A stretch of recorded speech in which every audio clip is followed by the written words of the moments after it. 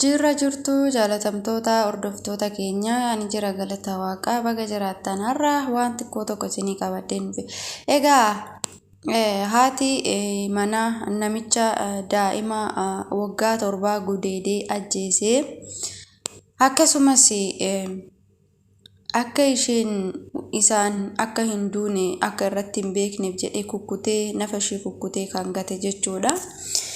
Egaa tuni akkuma argitan haadha manaa isaati jechuudha.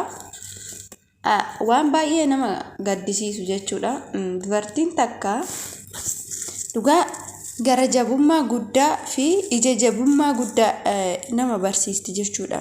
Dubartiin akkanaa hammeenya nama barsiisti. Namni ilmoo qabu akkanatti waan ifatti mul'atu kana nama hin kaadu. Garuu isheen kaaddee abbaan manaa kiyyaa kana hin godhu.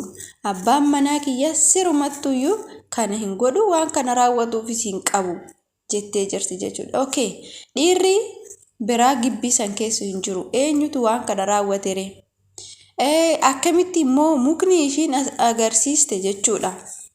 Mukni ishiin irraa kufe jettee argisiistu baay'ee dhiyaataa tokko jechuudha. Baay'ee gadi dhiyoo. Kan daa'ima waggaa 7 dhiisi. Daa'imni waggaa takkaatu achirraa gadi kufte homaa hin taatu jechuudha. Achirra juwaa osoo taphattu kuftee duute jette jechuudha. Boru akka ishii gaafatu garuu ishiin hin barre jechuudha.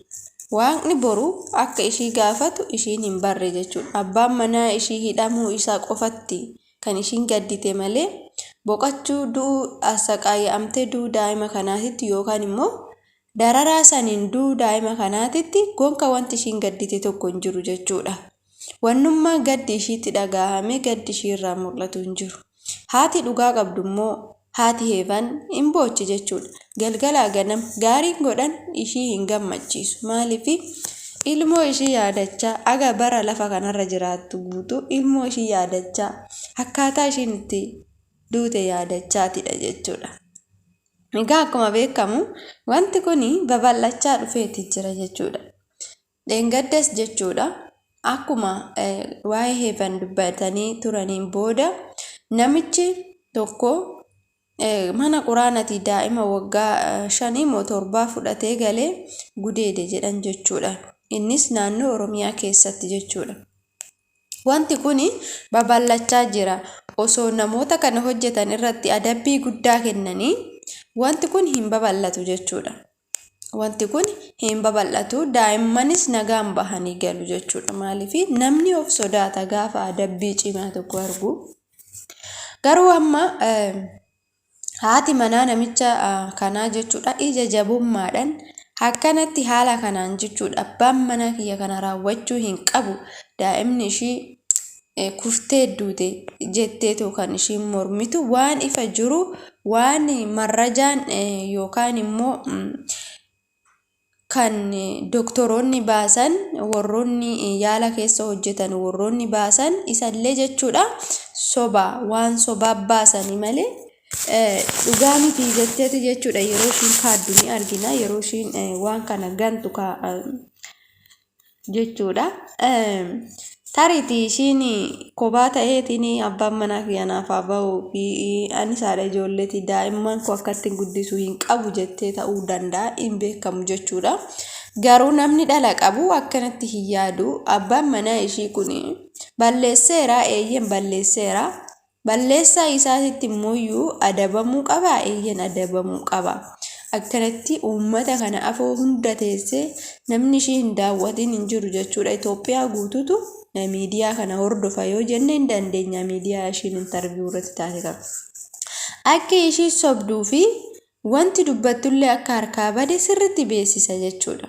Wanti dubbattu hundi harkaa badee yeroo ishiin dubbattu hin mul'ata jechuudha. Ishii fitii barbaaduun dhufee jetti ishiin abbaa manaa ishiitiif fitii barbaaddi. Haati immoo ilmoon ishii haala hin taaneen jalaa ajjeefamte ishiinis fitii daa'ima ishii barbaaddi jechuudha. Dirqama jechuudha.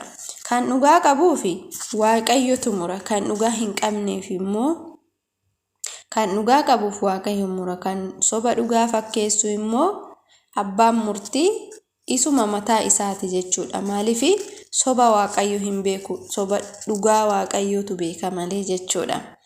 Egaa waa wayittuu jechuudha. Haati Heevan amma mana kiraa keessaa baatee jirti. Mana kiraa keessaa baatee galanni Waaqayyoof haa ta'u, siqiqii tokko malee, dararaa tokko malee manni kennameefi keessa jiraachuuf itti galuuf kennameefi jira.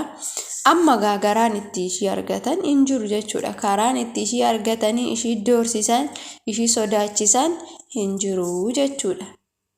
Abbaan manaa kiyya kana irraa wanne jettee mormuu fi ati dhala qabda, boru dhalli kee waan ta'u hin beektu jechuudha. Asirraa wanni nuti barannu maal seetanii, gara jabummaan akkanaa eessanuu nama hin ga'u. Addunyaa tanarratti nama hambisa jechuudha. Akkasiin hin jedha hordoftoota kiyyaa warri mana kanaaf haaraa taatan.